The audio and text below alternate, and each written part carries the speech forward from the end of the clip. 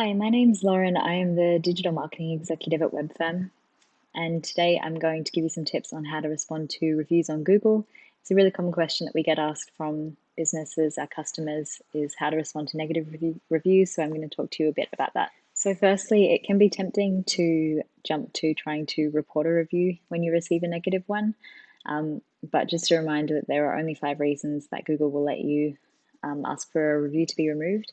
So those are: the review's not relevant to this place, so it should be for somewhere else; conflict of interest, so if maybe a rival competitor business has left the review; it's offensive or sexually explicit; it's a privacy concern or a legal issue. If it doesn't clearly fall into one of these categories, it's pretty unlikely that Google will remove it, and instead, I'm going to share with you the best practice on how to respond to that. So if somebody's left a bad review, the best thing is to, with any review, is the best practice is to respond. Always be polite and understanding and empathetic. Recognize the problem and apologize for the experience the customer had.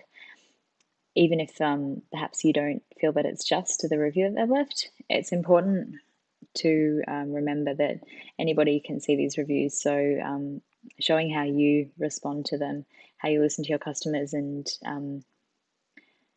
empathize with them really demonstrates the level of customer service that you can provide. So it's also kind of an opportunity to show other potential customers what you'll be like to deal with as a business.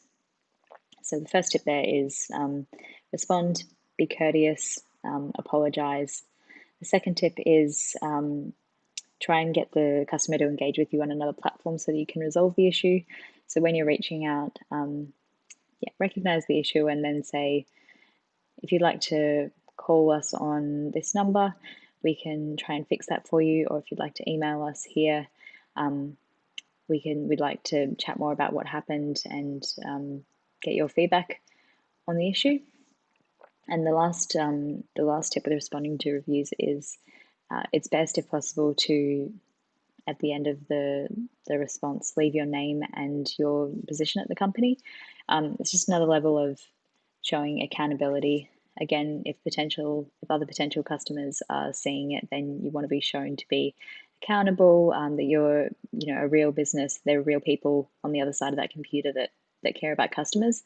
So if possible, leave your name and your title at the company. If you've received what you think is a fake review, so you don't recognize the customer, you can't find any record of having contact with them, the best thing is, on top of all of those tips that we just talked about, being courteous and accountable for what happened, say in the response to the review, unfortunately we couldn't find any record of you, or I'm sorry, I don't know which order this is in response to.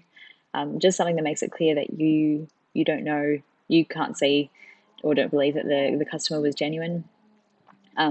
Again, if other people are seeing that review and your response, then they'll be able to see that perhaps it's not a real review, and you've looked into the issue, and maybe it's not as credible as it seems to be. So maybe that 1-star review doesn't then seem as bad to them if it looks like they weren't actually a customer at your company. The other tip around if you've received a lot of negative reviews is go out and search for positive ones. So make sure you're asking your customers for feedback all the time. Google reviews are really powerful for converting customers when they see those in search results, and building your brand. So make a habit of you can add it to maybe an automatic email that gets sent out to customers after they've purchased from you. Make it part of the follow-up process with customers post-sale. Just try and integrate asking for a review into your sales process so that you can get more positive ones, and then those negative ones won't matter so much anymore. And the last thing is, if you're kind of unsure about how to really write out reviews, you can go to our blog post on the Webfirm website, and there's a template there on how to respond to negative reviews to assist you a bit more there. Thanks.